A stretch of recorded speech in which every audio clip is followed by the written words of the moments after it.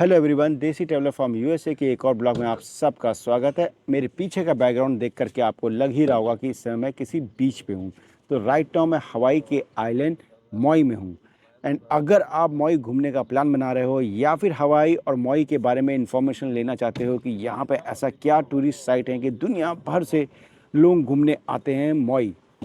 Basically हवाई एक बहुत ही रिमोट एरिया में पड़ता है। हवाई से जो नियरेस्ट लोकेशन है California around 2000 mile, and then second nearest location is Japan जो यहाँ से 3000 माइल्स दूर पड़ती है। तो इतनी रिमोट होने के बावजूद भी लोग दुनिया भर से मॉई और हवाई के डिफरेंट आइलैंड घूमने के लिए आते हैं।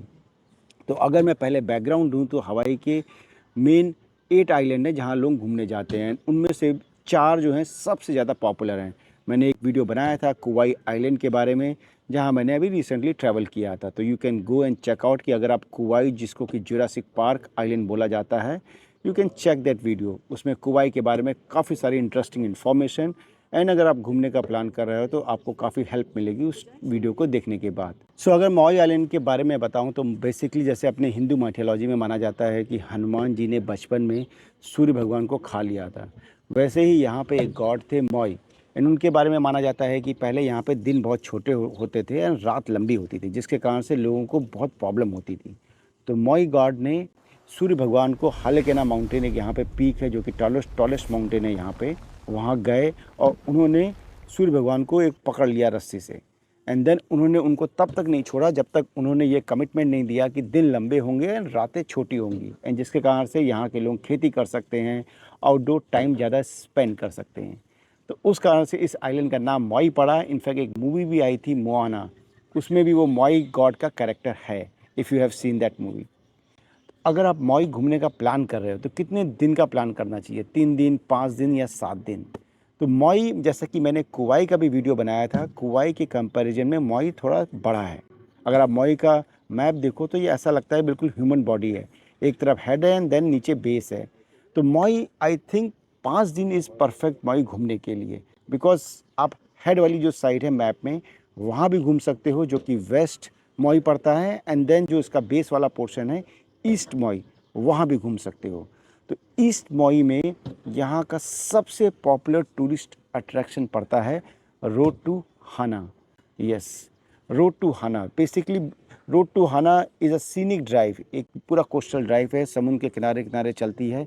एक तरफ ग्रीन माउंटेन है एंड दूसरी साइड समुद्र है। अगर आप रोड टू हाना का प्लान करोगे उसमें पूरा एक दिन लगता है, बिकॉज ईस्ट मॉई काफ़ी रिमोट जगह पे है, वहाँ पे ज़्यादा होटल्स नहीं हैं। तो आप या तो सेंटर में रहोगे, आइडियली आपको सेंटर में रहना चाहिए। तो अगर आप सेंटर में रहोगे तो वहाँ से आप ट्रैवल करोगे, आपको मोर देन 1 घंटे का टाइम लगेगा। एंड उस पूरी रोड टू हाना करीब मोर देन 65 माइल्स लंबी वो रोड है। तो उसमें काफ़ी सारे स्पॉट पड़ते हैं।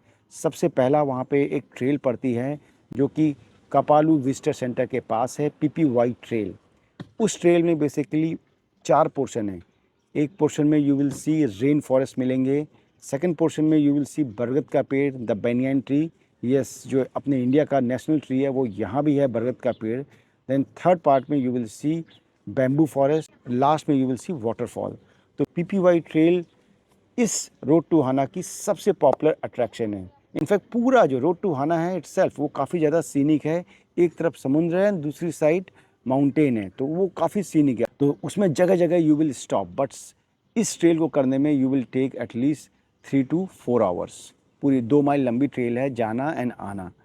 स्टीप नहीं है, easily you can do it. मैंने अपने एक वीडियो में डिटेल में कवर किया था, you can go and watch that video. And then उसके बाद यहाँ पे कई सारे छोटे छोटे वाटरफॉल हैं जो कि रोड पे ही पड़ते हैं। एंड सबसे इम्पॉर्टेंट चीज़ जो कि हवाई, जिसके लिए दुनिया भर में पॉपुलर है, बीचेस। यस, तो रोड टू हाना में 2 तरह के बीचेस मिलेंगे आपको। एक मिलेगा आपको ब्लैक सैंड बीच एंड एक मिलेगा रेड सैंड बीच। बिल्कुल वैरायटी के, दोनों बीच बिल्कुल वैरायटी के हैं। तो आई विल हाईली रिकमेंड कि जो ब्लैक सैंड बीच है वहाँ तो रुकना is highly recommended, because not only black sand पूरा बीच पे है, दैट विल अमेज यू कि बीचेस भी ब्लैक सैंड के हो सकते हैं, बट वहाँ पे जो रॉक के फॉर्मेशन है वो भी बहुत यूनिक है। हज़ारों सालों से वहाँ पे लावा रॉक्स हैं एंड उनके ऊपर वाटर आता है, तो जिसके कारण से काफ़ी यूनिक फॉर्मेशन है उस पूरे एरिए में। एंड देन वहाँ बीच पे ही एक केव भी है जस्ट वॉकिंग डिस्टेंस पे, बीच के बगल में ही है, तो यू कैन एक्सप्लोर दैट केव। तो ये सेकंड स्पॉट है जो कि रूट टू हाना में एक्सप्लोर करना चाहिए। देन थर्ड इज़ आप रेड सैंड बीच जा सकते हो, वो जस्ट नॉर्मल बीच की तरह है, वहाँ पर आप टाइम स्पेंड कर सकते हो, बीच एक्टिविटी करनी है। इसके अलावा रूट टू हाना में खाने के लिए ग्लैन कोकोनट एक शॉप है जो कि उस एरिया में 20 साल से ऑपरेट कर रही है। तो आई विल हाईली रिकमेंड कि आपको उस शॉप पे रुकना चाहिए and try their coconut ice cream जो कि काफ़ी पॉपुलर है, एंड उनकी बनाना ब्रेड।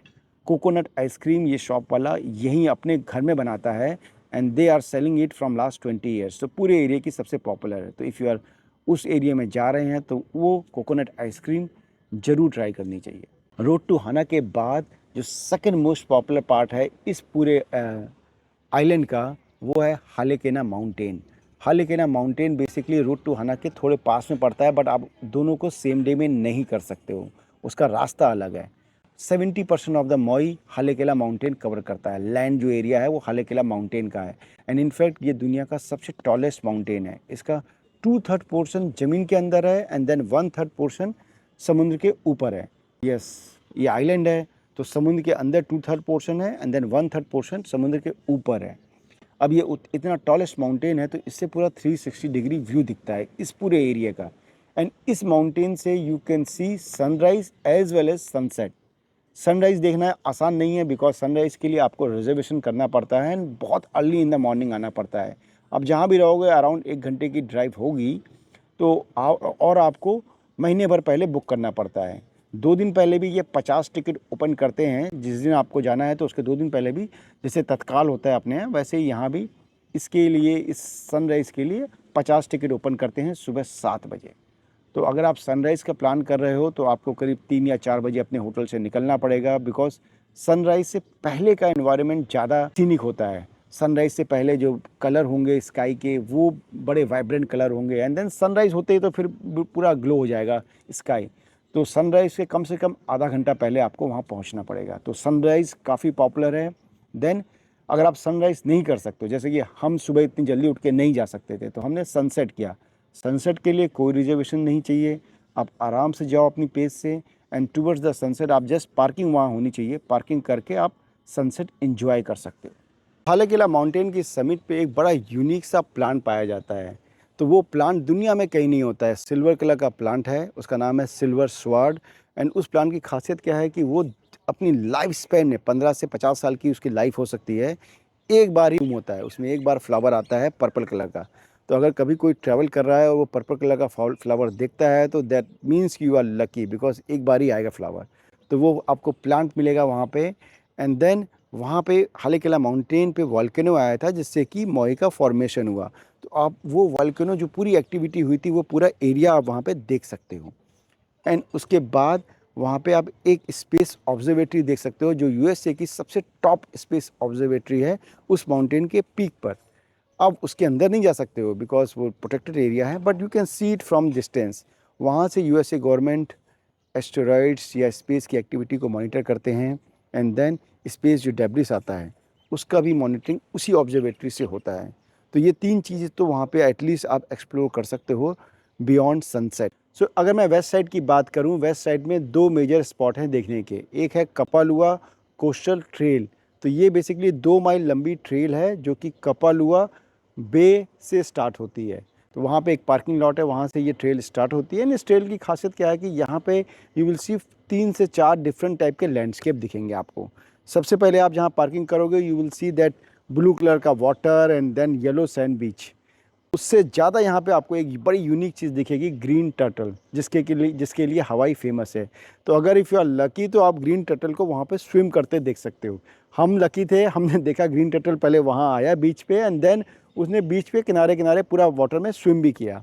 तो दैट वाज अमेजिंग साइट। काफ़ी सारे हवाई की वीडियोस में आपने देखा होगा ये सीन।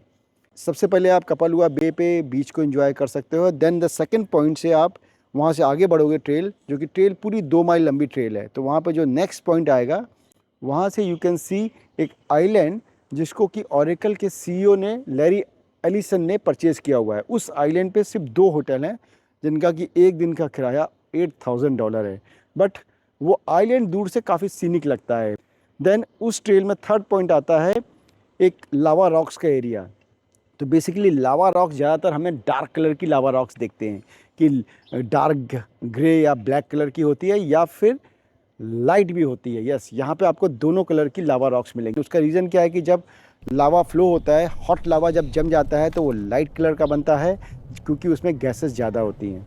कोल्ड लावा होता है वो डार्क कलर का बनता है, उसमें गैसेस कम होती हैं। तो ये दोनों टाइप की लावा रॉक्स आप एक ही जगह पे देख सकते हो। एंड देन लास्ट पॉइंट आएगा इसका dragon teeth. Yes, dragon teeth basically यहाँ पे माना जाता है कि जो इनके सी गॉड थे, उन्होंने पेले गॉड, उन्होंने यहाँ पे ड्रैगन को पकड़ा था एंड उसको वहीं पे गाड़ दिया, जिसके कारण से उसके टीथ दिखाई देते हैं। एंड जियोलॉजिस्ट की माने तो वो बेसिकली रॉक्स हैं जो कि बड़े यूनिक से टीथ के फॉर्मेशन में हैं। बट वो स्पॉट बहुत अच्छा है, देखने में बड़ा अच्छा लगता है। उसी ड्रैगन टीथ के पास में एक सर्कुलर एरिया है मेस टाइप का, जिसमें कि यू कैन वॉक, छोटा सा एरिया है और उस एरिया को वॉक करने में कम से कम 15 मिनट का टाइम लगता है। अगर आप देखोगे तो देखने में बहुत छोटा लगता है। तो यहाँ पे पुराने टाइम में हवाईयन कल्चर में ऐसे ये लोग मेज़ बनाते थे अपनी सेरेमनीज़ को करने के लिए। तो वो एरिया भी उसी चीज़ को डिपिक्ट करता है। तो उस ड्रैगन के पास में ही है, ड्रैगन स्पॉट के। तो you should explore that area also. And then उससे थोड़ा सा नीचे आओगे तो आपको पूरी ट्रेल का व्यू दिखेगा और वो भी बहुत सीनिक है। First half of the day करोगे तो सन आपके सामने होगा एंड देन बीच पीछे होगा, तो काफ़ी सीनिक व्यू आता है वहाँ पे। तो दैट्स द एंड ऑफ पूरी ट्रेल का एंड वहाँ पर होता है। उसके बाद उसके बगल में एक होटल है, होटल का आउटडोर एरिया है। तो अगर if you want to explore वो एरिया भी आप एक्सप्लोर कर सकते हो। होटल का वहाँ पे रेस्टोरेंट भी है, तो वो भी काफ़ी सीनिक एरिया है। देन वेस्ट साइड का जो सेकंड मोस्ट विजिटेड प्लेस है वो है ब्लो होल। तो बेसिकली ब्लो होल एक लावा वाला एरिया है जहाँ पे पूरी लावा रॉक्स बनी हुई हैं। इनफैक्ट ब्लो होल के ही बगल में एक एरिया है एसिड वॉर जोन। यस, सो सबसे पहले आप जाओगे एसिड वॉर जोन, वहाँ पे पार्किंग करोगे। एंड उसको एसिड वॉर जोन क्यों बोलते हैं? बिकॉज वहाँ पे लावा फ्लो करा, रॉक्स बन गई एंड देन वहाँ पे सी की जो विंड है उसकी स्पीड बहुत है एंड देन वेव्स की भी इंटेंसिटी ज़्यादा है। तो वेव्स और हवा के कारण से जो लावा रॉक्स का बड़ा यूनिक सा फॉर्मेशन है एंड वो ऐसा लगता है कि वो कोई एलियन लैंड है या फिर उसको किसी ने बनाया है। वो ऐसे देखने में नेचुरल नहीं लगता है, या फिर ऐसा लगता है कि वहाँ पे किसी ने एसिड गिरा दिया जिससे कि सारी जो रॉक्स हैं वो बर्न हो गई हैं। तो वो बड़ा यूनिक सा एरिया लगता है। You should explore it. Because हमने आइसलैंड भी ट्रैवल किया था बट आइसलैंड में ऐसी हमने रॉक्स का फॉर्मेशन नहीं देखा। उसी के बगल में ब्लो होल है। ब्लो होल बेसिकली क्या है कि जो लावा रॉक्स हैं उसके नीचे से पानी जो है, सी वाटर नीचे से जाता है देन टनल क्रिएट कर देता है। तो वहाँ पे कई सारी ऐसे टनल्स हैं। तो वहाँ पे उन टनल के अंदर से पानी जब सी का वाटर आता है बड़ी इंटेंसिटी से तो टनल के अंदर जाता है एंड देन ऊपर होल होता है। तो वहाँ से पानी बड़े प्रेशर से ऊपर आता है वाटर फाउंटेन की तरह। एंड ये ऐसा नहीं है कि दिन में एक बार आता है, हर 2 मिनट 3 मिनट पे वो वाटर आता रहता है। तो देखने में ऐसा लगता है कि आप जैसे हॉट वाटर गीज़र देख रहे हो, जैसे आपने येलो स्टोन या फिर आइसलैंड में देखा होगा, वैसे ही वो गीज़र का शेप देता है। तो ये बड़ा यूनिक एरिया है वेस्ट मॉई का। तो आप ये दोनों एरिया करो एंड देन वेस्ट मॉई में एक सीनिक आप हाईवे भी है। जब आप ब्लो होल के बाद अगर आप जाओगे तो अगर आप मैप में देखो तो जो ह्यूमन हेड है, आप ब्लो होल के बाद अगर उसी मैप से आगे जाओगे तो there is a very scenic area, you can see it in the video. बहुत सीनिक एरिया है। वो हमें किसी ने रिकमेंड नहीं किया था बट हालेकेला माउंटेन हम सनसेट के लिए जा रहे थे तो हम उसी रास्ते से गए, वहाँ से भी जा सकते हो। तो वो पूरा रास्ता बहुत सीनिक है। तो one should explore that area. So घूमने के अलावा अगर मैं बात करूँ तो यहाँ पे एक कल्चरल इवेंट होता है एवरी इवनिंग। बहुत सारे होटल्स हैं यहाँ पे एंड हर होटल में ऑलमोस्ट जो बीच के किनारे होटल्स हैं उनमें ये इवेंट होता है लुआऊ। तो लुआऊ इवेंट करीब मोर देन 150 साल पहले जो हवाई का राजा था उसने इस इवेंट की स्टार्ट करी। तब पुराने टाइम में लड़के और लड़कियाँ साथ में बैठ के खाना नहीं खाते थे। तो किंग ने स्टार्ट किया कि भाई एक ऐसा इवेंट बनाते हैं जहाँ पे सब लोग साथ में बैठ के खाना खाएंगे एज अ फैमिली। तो टू शो द फैमिली और लोगों को साथ लाने के लिए उसने ये इवेंट की स्टार्ट करी, जिसमें कि आकर के वो लोग साथ में खाना खाते थे एंड देन काफ़ी सारा कल्चरल इवेंट होता था, डांस परफॉर्मेंस एंड बाकी चीज़ें होती थी। तो लुआओ में ऐसे ही एक आप जाओगे, आपको खाना मिलेगा जो हवाई का लोकल खाना होगा, देन वहाँ पे डांस परफॉर्मेंस होगी। हमने करा था one of the best event, हमने कोई भी कल्चरल इवेंट कहीं पे अटेंड किया। उसने पूरी हवाई की जो है आपको हिस्ट्री भी पता लगेगी, बिकॉज हवाई के बारे में जब भी सोचते हैं तो यही आता है ना माइंड में कि हवाई will be only about beaches. तो यहाँ पे बीच से भी ज़्यादा हवाई की हिस्ट्री भी है, तो you will come to know about the history also.